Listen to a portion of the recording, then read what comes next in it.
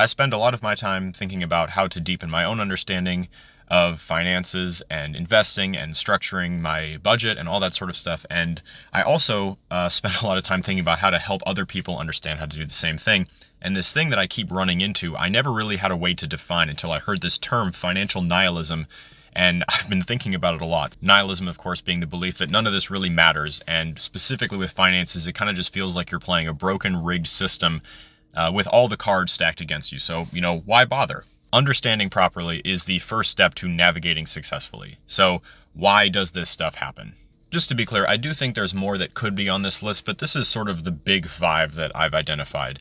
This idea of wealth disparity, it's very defeating to constantly be looking at people with more and feeling like it's just becoming more and more and more unattainable. Maybe it used to be a thing where it was fun to look at people with a tremendous amount of money on social media and kind of try to live vicariously through the experiences, but it's becoming a lot less fun as we sit here having a harder and harder time just doing the fucking basics, right? Not to mention the fact that economically, I don't remember in my lifetime ever being more unsure. Certainly we've had catastrophes, but honestly, even a known bad time is easier to navigate than just this feeling that we have no idea what's going on. And I think a lot of that is just kind of the rise of more and more and more and more and more people talking about it all the time, perhaps with less and less and less foundation upon which to be pontificating to all of us about money. Personally, that bothers me, which is why I spend so much time reading about it. There is a phenomenal content creator named Jess, who I will tag below, talks about this a lot. Primarily, one thing that she's hit on a lot of times is just the idea that people with all of the proper licensing who are carrying all of that, all of those certifications, really can't just be on social media talking blanketly about financial advice and financial tips and education, which is a problem because it means that a lot of the people who are on here talking about it don't carry all of that training or haven't had it. And so you really do have to question the things that you're hearing on social media. And then, of course, the rest of it holds true too, right? Everything is getting more expensive. That's harder and harder to deal with.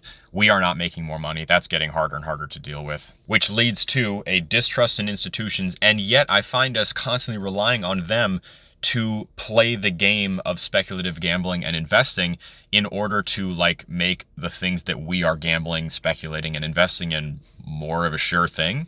I find it very interesting because it would be a really aggressive dichotomy, kind of the little people being able to get ahead and then what the institutions are doing to keep us in our place. And yet we are weirdly marrying these two things really heavily right now, especially in crypto, which really just leads a lot of people to unfortunately make the determination that, hey, none of this shit matters. My money doesn't mean anything. They're going to deflate and debase the dollar into oblivion. I might as well spend it and have some fun now because who knows how long this party's going to last anyway.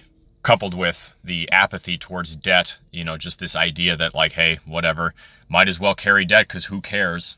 Which makes it very hard to plan for retirement, and an astonishing number of people have very little or nothing saved for retirement. Not to mention this weird thing now where the sanctity of all of the things we've been paying into to help support us in retirement are being called into question or being threatened, and that just makes it even more bleak. The biggest problem that I see with the attitude of financial nihilism is that unfortunately it dissuades a lot of people from learning. And that's the problem. That's the problem that I see.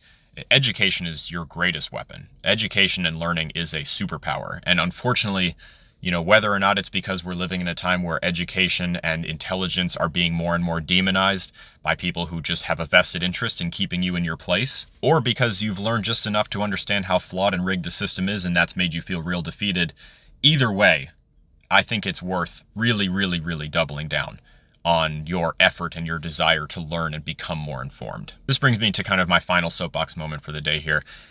Learning basic financial literacy, it could not be more important. And unfortunately, I do believe, and we can see it every day, that the people with the most to gain from all of us staying in the place that we're in are the ones that make it feel more like this is really unattainable or that it's overwhelming or it's too intimidating to try.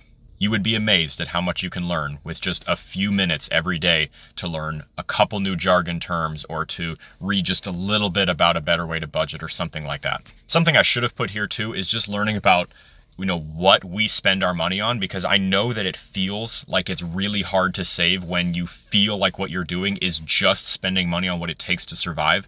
but I spend a lot of my time trying to identify where in my life I'm overspending.